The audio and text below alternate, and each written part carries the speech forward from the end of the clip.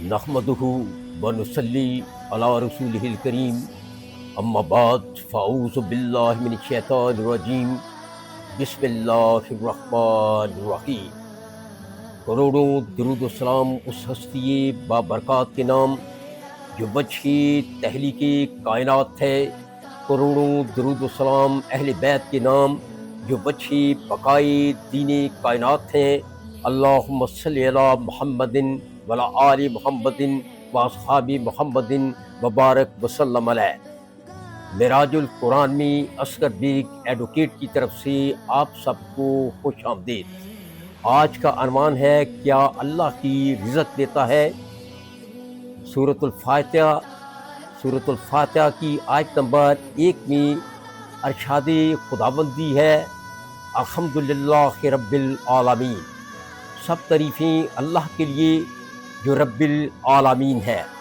رب العالمین کا لفظ قرآن پاک کی سورہ فاتحہ آیت نمبر 1، سورۃ النام آیت نمبر 162،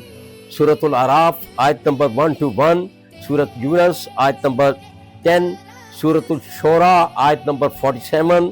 سورۃ النمل آیت نمبر 8، سورۃ القصص آیت نمبر 30، سورۃ الدخان آیت نمبر 8، سورۃ الجاثیہ آیت نمبر 36، سورۃ الاحقاف آیت نمبر 14، سورۃ صفات آیات نمبر 17 اور 182، سورۃ السجدہ آیت نمبر 9 میں استعمال ہوا ہے۔ اللہ جو خالق کائنات ہے، رب السماوات والارض ہے، رب العالمین ہے، وہ اپنی مخلوقات کی ضروریات اور بقا کو بہت اچھی طرح سمجھتا ہے، کیونکہ اللہ رب السماوات والارض ہے، وہی سب کچھ جانتا ہے اور ہر چیز اس کے علم میں ہے۔ سورۃ البقرہ آیت نمبر 150 میں ارشاد باری تعالیٰ ہے ان اللہ واسع علیم، یقیناً اللہ ہی وسعت والا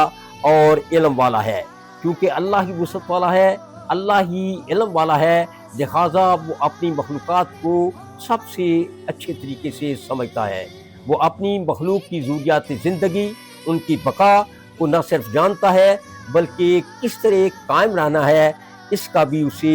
بہت اچھی طرح سے علم ہے۔ سورۃ المائدہ آیت نمبر 120 میں ارشاد ربانی ہے للہ ملک السماوات والارض وما فیہن وہو علی کل شیء قدیر، یقیناً آسمانوں اور زمین کے درمیان اور جو کچھ ان میں ہے سب کی بادشاہی اللہ کے لیے ہے جو ہر چیز پر قادر ہے۔ اللہ زمین و آسمان اور ان کے درمیان جو کچھ بھی ہے سب پر قادر ہے اور سب کی بادشاہی اللہ کے لیے ہے۔ اللہ کی زمین سے پانی نکالتا ہے، اللہ ہی نے زمین کو فرش اور آسمان کو چھت بنایا ہے، اللہ کی آسمان سے پانی برساتا ہے اور اللہ کی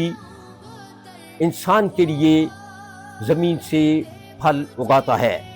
سورۃ بقرہ آیت نمبر 22 الذی جعل لکم الارض فراشا والسماء بناء وانزل من السماء ماء واخرج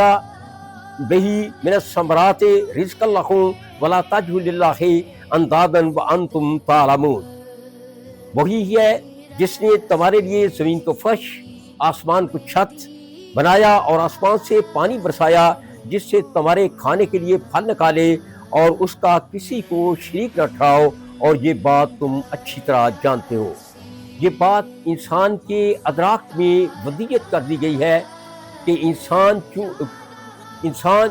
کو چونکہ اللہ تعالیٰ کی ذات بابرکات نے تخلیق کیا ہے، لہٰذا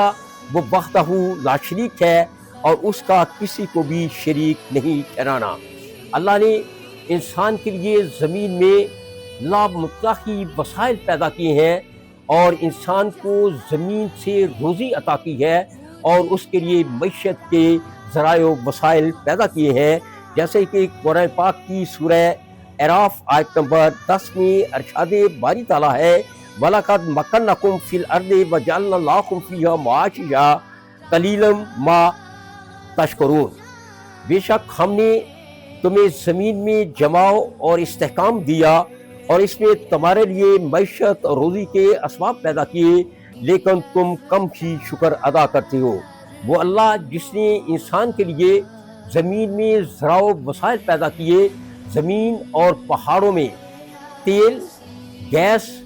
اور قیمتی معدنیات کے ذرائع و وسائل رکھے، قیمتی معدنیات کے خزانے عطا کیے، اس نے آسمانوں میں بھی انسان کا رزق رکھا ہوا ہے، جیسا کہ سورۃ الزاریات آیت نمبر 22 میں ارشاد باری تعالیٰ ہے وَفِي السَّمَاءِ رَزَقَاكُمْ وَمَا تُوعَدُونَ، اور آسمان میں تمہارے لیے رزق ہے جس کا تم سے وعدہ دیا جاتا ہے، کیونکہ اللہ نے انسان کے لیے زمین میں معیشت اور ذرائع و وسائل پیدا کیے ہیں اور آسمان میں انسان کا رزق رکھا ہے۔ اس لیے انسان کا یہ بنیادی فرض ہے کہ وہ اپنی خداداد صلاحیتوں کو استعمال کرتے ہوئے زمین و آسمان سے رزق کے وسائل تلاش کرے، سائنس اور ٹیکنالوجی میں ترقی کرے، اپنی خداداد صلاحیتوں کو استعمال کرتے ہوئے زمین کے سینے سے اور آسمان کی بلندیوں سے رزق تلاش کرے۔ اگر انسان ایسا کرے گا، سائنس اور ٹیکنالوجی میں ترقی کرے گا، نئی سے نئی ایجادات کرے گا، نئی سے ایجادات مارج وجود میں لائے گا، تو یقیناً انسان کی ترقی ہوگی، اور جس ملک کے عوام ایسا کریں گے وہی ملک ترقی کرے گا، وہی معاشرہ ترقی کرے گا، اور جس ملک کے عوام سائنس اور ٹیکنالوجی میں ترقی نہیں کریں گے وہ ملک پسپاندہ ہو کر رہ جائے گا اور غربت و بدحالی کا شکار ہو جائے گا۔ یقیناً اللہ ہی رزق دیتا ہے، اور اللہ ہی انسان کو عقل و دانش ادا کرتا ہے کہ وہ محنت کرے، کیونکہ قرآن پاک میں الا ما سعی کا تصور ہے کہ انسان جس حد تک کوشش کرتا ہے، جس حد تک سعی کرتا ہے، جس حد تک وہ اپنی محنت کرتا ہے، اسی حد تک اس کو رزق عطا کیا جاتا ہے۔ لیکن ایک امر انسان کو ذہن نشین کر لینا چاہیے کہ پھر بھی ہر چیز اللہ کی ہاتھ میں ہے، اللہ کے دست قدرت میں ہے۔ مثلا اگر ایک انسان زمین میں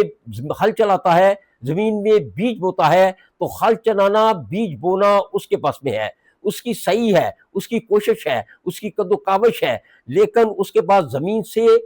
رزق نکالنا، پیدا کرنا، یہ اللہ کے اختیار میں ہے۔ وہ چاہے تو رزق تھوڑا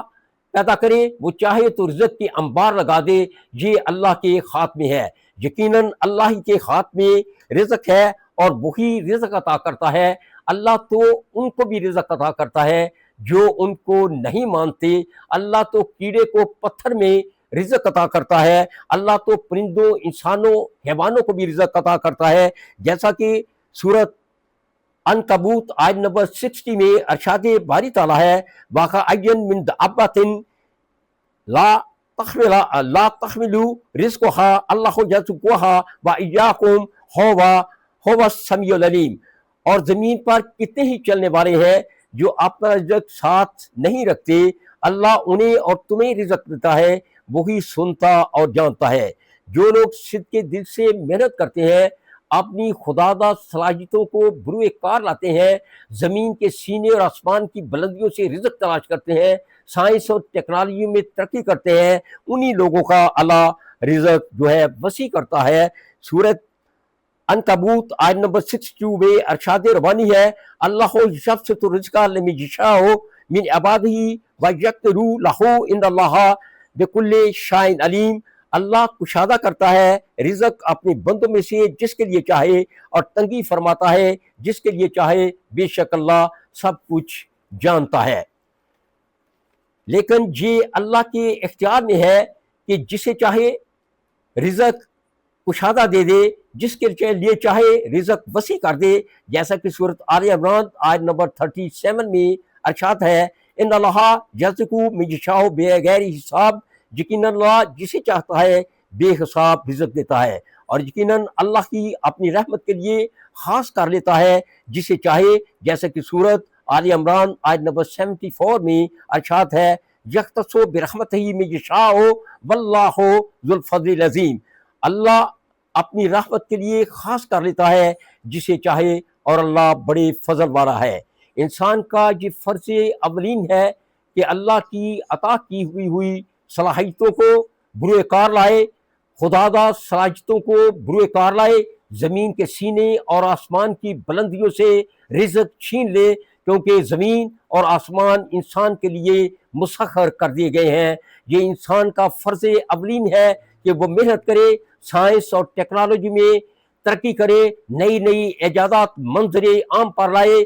ذرائع وسائل کے نئے نئے ذرائع پیدا کرے۔ جس طرح وہ اپنی خداداد صلاحیتوں کو بروئے کار لائے گا، سائنس اور ٹیکنالوجی میں ترقی کرے گا، ذرائع وسائل کو بروئے کار لاتے ہوئے نئی نئی ایجادات کرے گا، تو اس کے رزق میں اضافہ ہوگا، اور جہاں کا وہ رہنے والا ہے، جس ملک کا وہ رہائشی ہے، وہ ملک بھی اسی لحاظ سے، اس کی محنت کے لحاظ سے ترقی کرے گا۔ وما علینا الا البلاغ۔